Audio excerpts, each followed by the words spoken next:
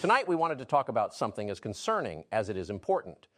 You see, back in 2010, a video game studio called Respawn Entertainment was founded, and 4 years later, it would produce one of the most critically acclaimed shooters of the decade, Titanfall. Now, of course, not everyone liked it, with some, mostly Twitter snowflakes, calling it too fast or criticizing its lack of a single-player campaign.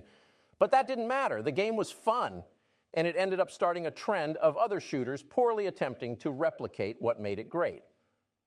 Fast forward to 2016, and Titanfall 2 was born, a game many today still consider one of the greatest shooters of all time. Now, with so much wind in its sails, you'd think Respawn Entertainment would surely make a Titanfall 3, but you'd be wrong.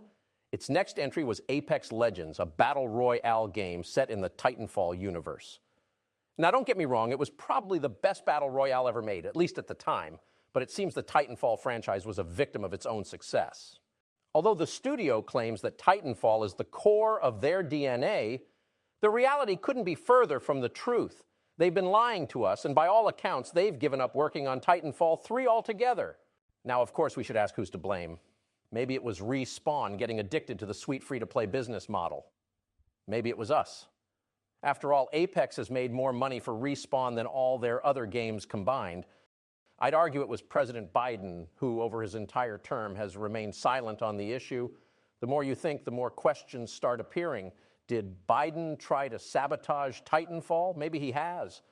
With those aviators, he strikes me more of a Call of Duty guy. We still don't know everything that was on Hunter Biden's laptop, and this might be why.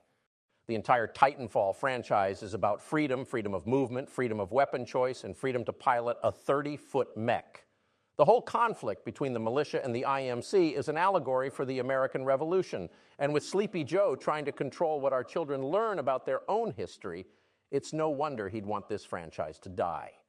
This is a game that the left is trying to destroy, a game from a simpler time when you didn't need 60 people in a game to have fun. These blue-haired liberal types would rather camp in their buildings and spend 30 seconds healing themselves than fly across the map at 50 miles an hour and call in giant robots from the sky. If these people are supposed to be the future of our great nation, then we can only hope they see the light before our country, as we know it, is gone forever. Coming up after the break, a League of Legends player discovers that people play video games for fun, and EA makes people start paying for in-game ammo.